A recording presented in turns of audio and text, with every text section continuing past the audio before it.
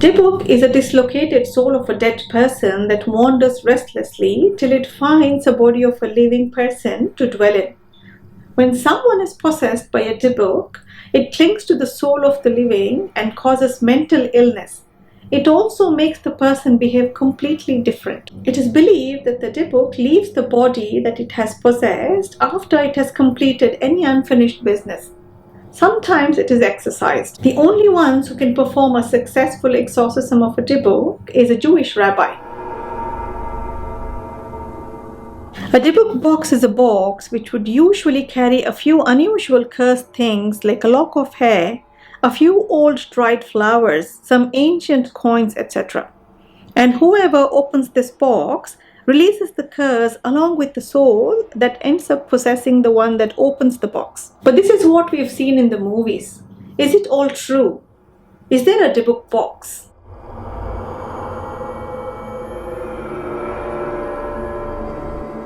There are so many versions to one of the Dybbuk boxes that became quite famous on social media. This Dybbuk box apparently is one of the few haunted objects in celebrity ghost hunter Zak Bagans' haunted museum. Kevin Mannis, a professional writer and a recording artist, put this up for sale on eBay in 2003, claiming that he had made a purchase of this box in 2001 in one of the estate sales where he thought it was a wine cabinet. He said he had purchased this from a 103-year-old Polish woman who was a survivor of a Holocaust. She somehow escaped and made it to Spain, which is where she is said to have bought the wine cabinet. The old woman's granddaughter, who noticed Mannis purchasing this box, told him that this was called a Dybbuk box and her grandmother always kept it in a place which was never reachable. She always told the children never ever to touch or to open that box. Of course, Mannis did not listen to her and he opened the box when he got home. Inside the box, he found a few items. Some ancient coins, a small lock of blonde hair, one lock of dark-colored hair, a granite statue with the Hebrew word shalom, one dried-out rosebud, one strange-looking black candle holder, and one golden goblet. He also mentioned how things went terribly wrong for him after he bought the box. This eBay auction was won by Iosif Naitske, who was a Missouri student, and he relisted this item on eBay 8 months after he bought it. He said that the box did all sorts of horrible things to him. Then it was bought by Jason Haxton, who was a museum director in Missouri.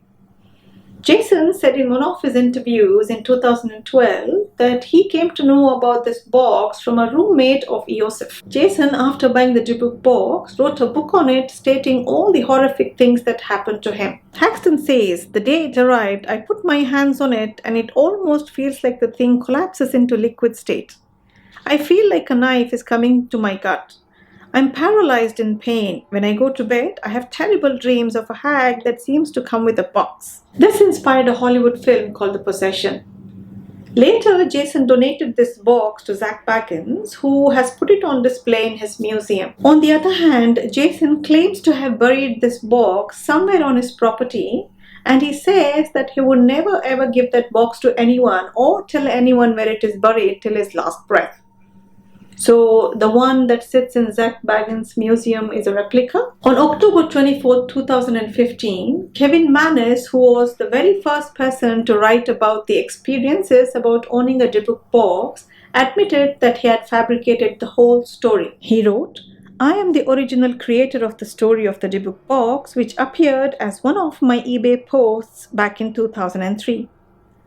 The idea that Dybbuk boxes have some kind of history prior to my story, and the idea that a Dybbuk box could contain anything other than a Dybbuk, along with any deviation to the type of the contents I created to be found inside a Dybbuk box, is laughable at best. How about this? If you or anyone else can find any reference to a Dybbuk box anywhere in history prior to my eBay post, I'll pay you $100,000 and tattoo your name on my forehead." So is the Dybbuk box real? Does it exist? There is no real proof as such to the existence of a Dybbuk box, and all the stories related to it appears to be fabricated. Thank you so much for watching. Please don't forget to click subscribe and the bell notification. Please take care and have a lovely day.